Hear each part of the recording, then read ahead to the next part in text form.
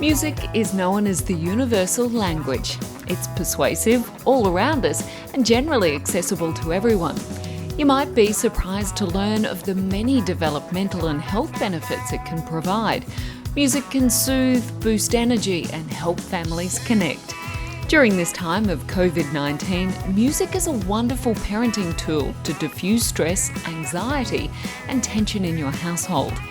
On today's episode, we have parenting and family psychology expert Professor Matt Sanders and childhood social emotional development expert Associate Professor Kate Williams from the School of Early Childhood and Inclusive Education at the Queensland University of Technology, here to share some great tips for using music to support your child and family's emotional well-being.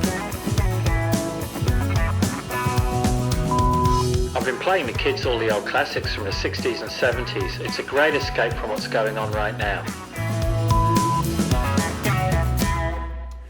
Music can be such a rich part of family life. It's also a really important educational tool for children and for parents, and it's for most people a lifelong pleasure. In my own family, some of the most memorable and enjoyable parts of our family life was family singing around the piano, followed by a family meal. Music is a really vital part of our cultural heritage and in creating memorable moments in our life. It has lots of benefits at many different levels. And it can also help us manage those sometimes tedious things like daily household tasks and influence the atmosphere and mood in a home. The World Health Organization has even released a post encouraging children to use activities like song and dance as healthy habits during the pandemic. Kate, you use music in many ways to support family life and to help children learn to manage their emotions and the way they act. I wonder if you could tell us a little bit about this. Sure, Matt. Yes, I'm a registered music therapist, so I just love thinking about and learning about and using music as a way to support children and families. And one great thing about music is that it's very structured and predictable and time-ordered. I mean, that's the one thing that makes music music and not just a string of sounds. We hear sounds all the time. But music has that structure and predictability. And why we love it so much as humans generally is because we are rhythmic beings at heart. I mean, the very first thing we hear in utero, before we hear anything else, is that we sense that rhythmic beating of our mother's heart. So this idea of rhythm is actually ingrained in us from the very beginning.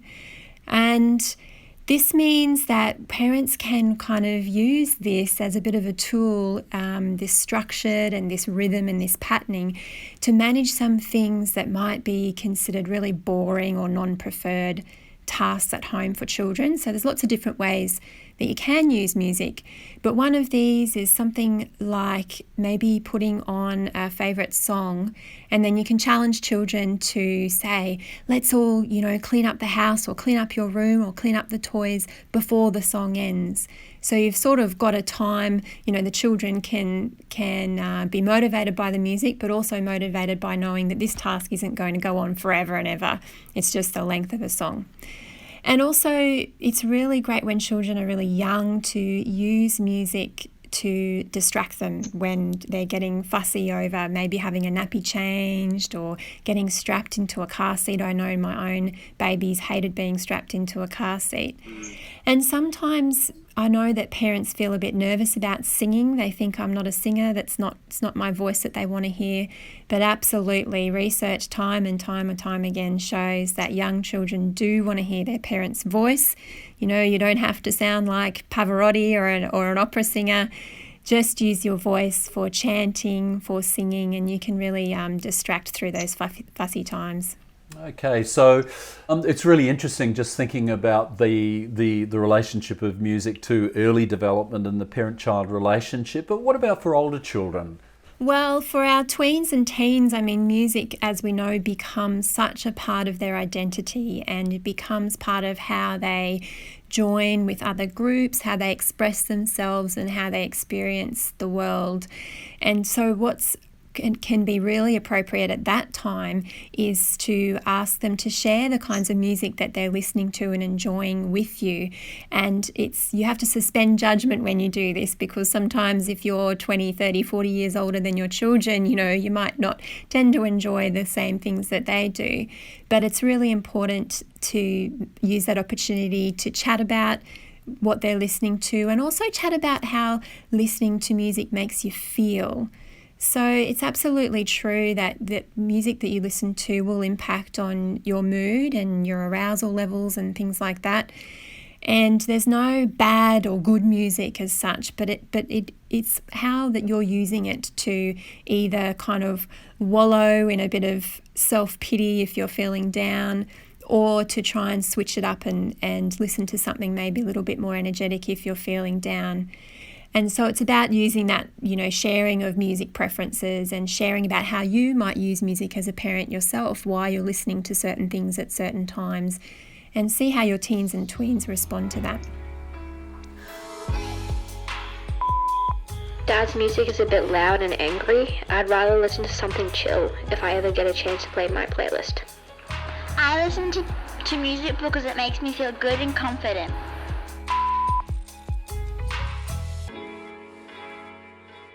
Kate, we know how music can affect the way we're feeling. I wonder if you could tell us a little bit about what music actually does to the body and how our brain functions. Sure, I love this about the human body. There's this funky thing called entrainment. And what this means is that your body will try to match its physiological functions to a rhythmic beat that it hears. So, if you're at the gym, they'll be putting on faster music so that you will move faster and get your heart rate up, and your breathing rate will even climb. But the reverse is also true. So your body will slow down its functions, its breath rate and heart rate, to slower music.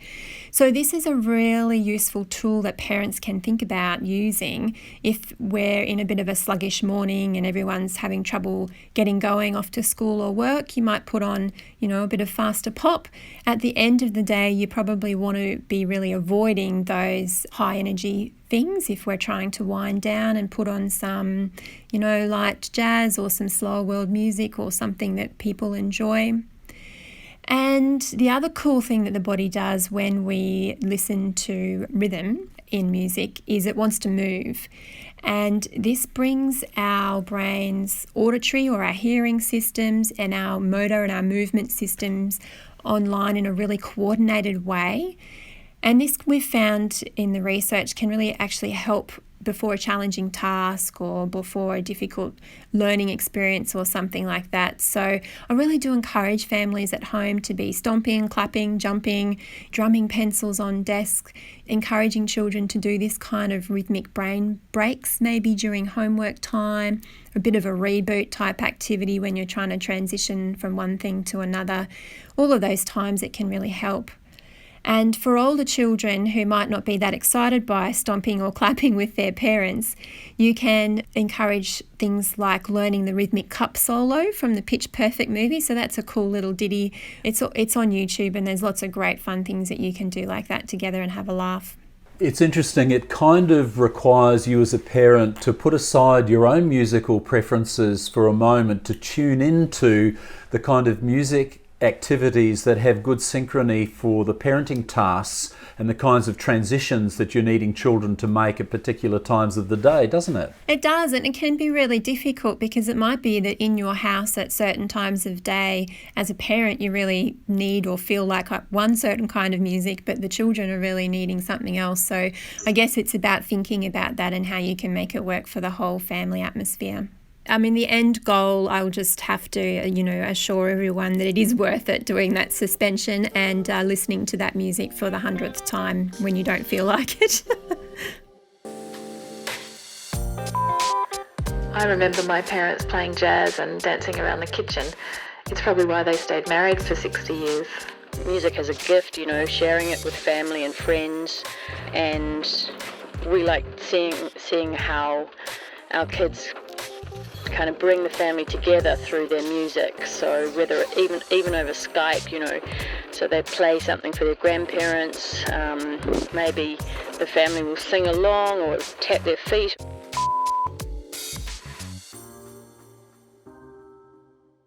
Music can also be a really important part of our relationships and the support we can give to each other, can't it? Yes, music does tend to bring us together, and scientifically there's this idea called interpersonal synchrony.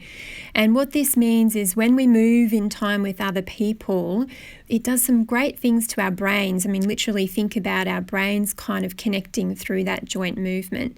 So there's been some great experiments where we'll have very young children moving in time with a parent, like maybe being rocked as an infant or toddler. And then we can see in those toddlers and preschoolers as well, after that rocking experience, they'll show more pro-social skills and helping behaviours and be more empathetic with that partner that they've moved with. So as humans, when we move together, we're literally becoming more socially connected and we're likely to help each other out. We've seen quite a few viral dance crazes emerge on TikTok and other social media platforms over recent months, haven't we? Yeah, it's been really fascinating to watch, and I think what people are trying to do is connect with each other in these difficult times when it's not easy to do so. So when we do things like the Nutbush and the Macarena and the YMCA, they all seem a bit silly at the time, but I really do think they serve a real purpose when done together.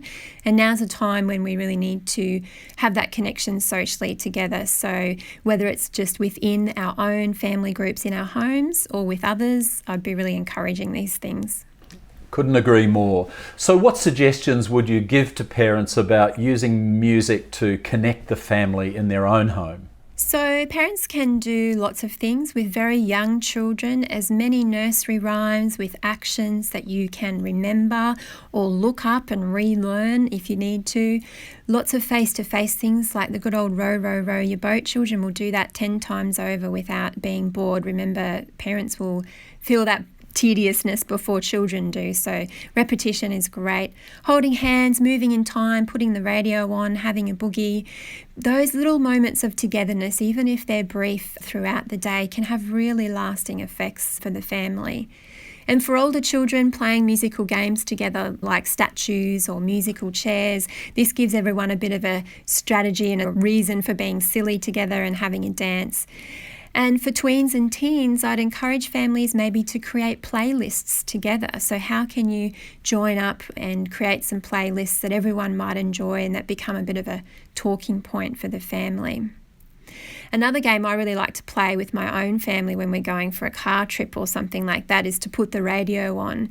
And even though no matter what song comes on, somebody in the car probably doesn't like it and somebody else does like it, but we listen to it and then we have a bit of a game show, right? Rate that song. What would you give it out of 10? Oh, but why? And then it encourages some discussion that way. It's a bit of fun.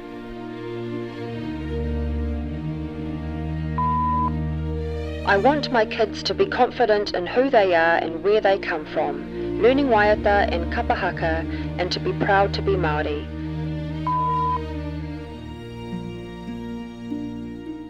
Just one other thing that I was thinking about is just the whole issue of how important music and dance is to people's cultural identity, who they are, and sort of knowing and living and breathing their own culture. What do you think about that? Well, music is just absolutely fundamental to what identifies a culture, isn't it? Along with language and other things. But music, it really is a way to educate our children in our own culture's history, and it can bring together generations. So music is a great way to connect great-grandparents and grandparents with young children by sharing and doing those things together. And it's also not just about our own cultural identity, but I know in early childhood in particular, and of course across development, it's a great way to expose children to other cultures, with music being that avenue into learning about other cultures. And I guess that's related to greater understanding and compassion and empathy towards others who are different to them. Absolutely. And you see young people, young music producers who are doing amazing things, bringing together the music from two different cultures and putting them into one piece, for example. And I think that's a great analogy of, learning and coming together. Music is such an important part of celebrating culture, and song and dance can be a really significant part of our family history and cultural heritage. So this period of change during the pandemic can have some accidental payoffs that perhaps some people hadn't really thought about, because it can really connect us with many ways through music to enrich the lives of us all. It helps our families come together, but it's also great relaxation and a good way to recharge. That's all for this episode of Parenting in a Pandemic. Here are some tips for how you can use music in your household. Tip number 1, it's amazing how music can make a boring task more fun, motivate us to get something done, and set the mood in the house. Make use of these unique features. Tip number 2, remember that heart rate and general energy will match the tempo of the music you're listening to. Use slower and faster music to match the rhythm of the day. Go for energizing tracks in the morning and calming, positive music in the evening. And tip number 3, use music to support family togetherness and connection. Moving to nursery rhymes and other music, playing musical games as a family, and creating playlists to share with each other are easy ways to incorporate music into daily life. Thanks for listening to Parenting in a Pandemic. If you're enjoying this podcast, make sure you like and subscribe wherever you get your podcasts. And don't forget to leave a review. It'll help others to find this series.